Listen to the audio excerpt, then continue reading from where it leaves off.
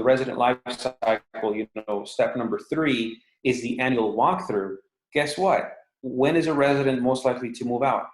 At the end of the lease. So if you're doing a walkthrough right before the lease is to check on the property, at that point you will also get to take a look. You're going to see, hey, does it need to be painted?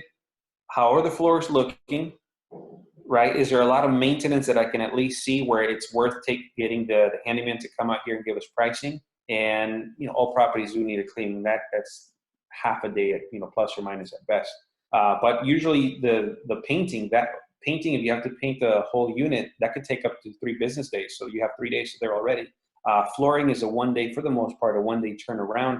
The maintenance checklist, depending on which handyman you're using, that could be, say, 2 business days. So that's already, say, 3 for painting, 1 for flooring, you're up to 4, plus 2 with the handyman, plus 1, you're already at 6 days. What did I say? 3, 1, 4, that's 6, 7. So you're already at a week, right? And that's best case scenario. So say you did the walkthrough before and you know that you're going to have to paint, you're going to have to do that. Then the next thing would be to go ahead and get your vendors to schedule a time with your resident so that they can go walk the unit before, give you the estimate so you already know. And guess what? For them, if you're telling them about 2 weeks before, plus or minus, you're more likely to be able to get on their schedule right away because they're booking you, 2 weeks in advance or so. So now we went from like, hey, we're going to have to start all this process at the very, very end where they're moving out to you know what work needs to be done. You've scheduled the work already, and now it's just a matter of getting it done. So no, that was going to be a question I had. It's like, when do you schedule this? Do you schedule a week before they move out and then you do all these things? Actually, that's very helpful, just working backwards. If it takes about 7 to 14 business or 7 to 10 business days to get all these things done, and you need to get quotes, or you need them to come out and try to schedule in advance, maybe 2+ weeks of being able to do that, doing the walkthrough, the final walkthrough would be helpful. At the same time, some people like myself, I'm pretty last minute on packing things, or maybe there's boxes everywhere and you don't want to be moving their stuff. Hopefully they're there so they can move their boxes so you can take a look at the condition of the carpet or the floors or walls or whatever it may be. But at the same time, some people are like, it is what it is, and you won't notice it until they actually fully move out. So what's your suggestions there, in the sense that people who aren't fully moved out and you're doing an inspection, you can get a glimpse, but you don't know the whole picture?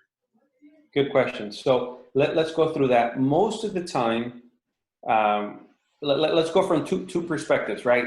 So if I'm the property manager for a rental, we're actually doing that annual walkthrough, not for the purpose of move out, but just for the purpose, assuming best case scenario that the resident is going to renew the lease. We're doing that walkthrough 60 days before, 60 days before, 2 months before. So I have a pretty good idea as to the condition of the home.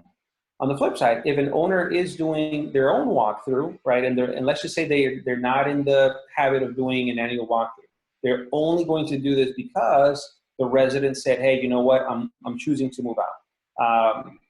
I would suggest to do the walkthrough at least, say, 30 days before. That way they can start planning with vendors accordingly.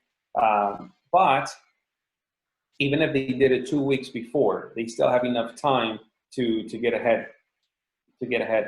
But going back to what you said, look, when you do a walkthrough on the property, places where that don't get affected as much are going to be, say, like the living room, family room, because there's usually no furniture against it. If you see that those walls look pretty good, there's no need to schedule a painter, right, to be painting complete rooms altogether.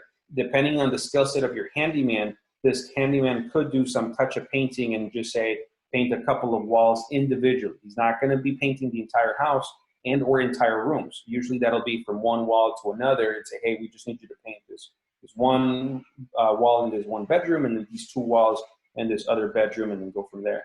So that can get added to the handyman that goes. So if you're looking at the categories, right, so you got the painter, the flooring, the handyman and or contractor, depending on skill set and work, and then the cleaning company.